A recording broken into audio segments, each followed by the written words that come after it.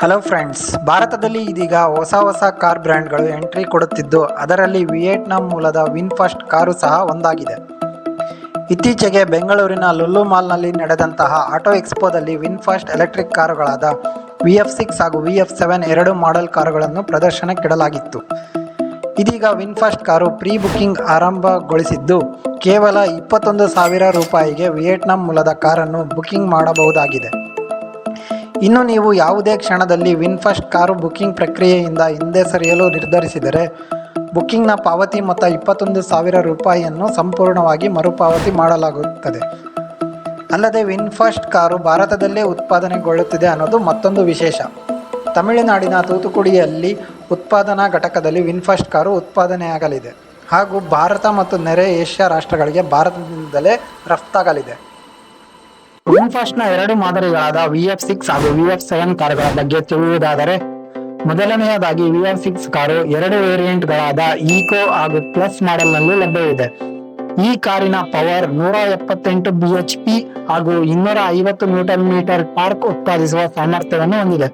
ಮುಖ್ಯವಾಗಿ ಇದರಲ್ಲಿ 59.6 kWh battery pack ಹೊಂದಿದ್ದು, ಒಂದು ಬಾರಿ ಚಾರ್ಜ್ ಮಾಡಿದರೆ 399 ಕಿಲೋಮೀಟರ್ ಮೈಲೇಜ್ ನೀಡಲಿದೆ ಎಂದು ಕಂಪನಿಯು ತಿಳಿಸಿದೆ. ಇನ್ನು ಪ್ಲಸ್ ವೇರಿಯಂಟ್ ನ ಕಾರು 381 ಕಿಲೋಮೀಟರ್ನವರೆಗೂ ಮೈಲೇಜ್ ನೀಡಲಿದ್ದು, 204 bhp ಪವರ್ ಹಾಗೂ 310 Nm ಟಾರ್ಕ್ ನ ಸಾಮರ್ಥ್ಯವನ್ನು ಹೊಂದಿದೆ. ಎರಡನೇದಾಗಿ VF7 car 70.8 kWh battery pack ಹೊಂದಿದ್ದು, ಇದರಲ್ಲಿಯೂ ಸಹ ಎರಡು ವೇರಿಯಂಟ್ಗಳು ಲಭ್ಯವಿದೆ. ಈ ಪೈಕಿ eco prime variant car 204 bhp power ಹಾಗೂ 310 Nm ಟಾರ್ಕ್ ಸಾಮರ್ಥ್ಯವನ್ನು ಹೊಂದಿದ್ದು, ಒಂದು ಬಾರಿ ಚಾರ್ಜ್ ಮಾಡಿದರೆ 450 ಕಿಲೋಮೀಟರ್ ಮೈಲೇಜ್ ನೀಡಲಿದೆ ಎಂದು ಕಂಪನಿಯು ತಿಳಿಸಿದೆ. ಹಾಗೆಯೇ VF7 plus variant car dual motor ನಲ್ಲಿ ಲಭ್ಯವಿದೆ. ಹೀಗಾಗಿ ಆಲ್ ವೀಲ್ ಡ್ರೈವ್ ಆಯ್ಕೆಯು ವಿಶೇಷವಾಗಿದ್ದು, ಟಾಟಾ ಹ್ಯಾರಿಯರ್ ಕಾರಿಗೆ ತೀವ್ರ ಪೈಪೋಟಿ ನೀಡಬಹುದೆಂದು ಅಂದಾಜಿಸಲಾಗಿದೆ.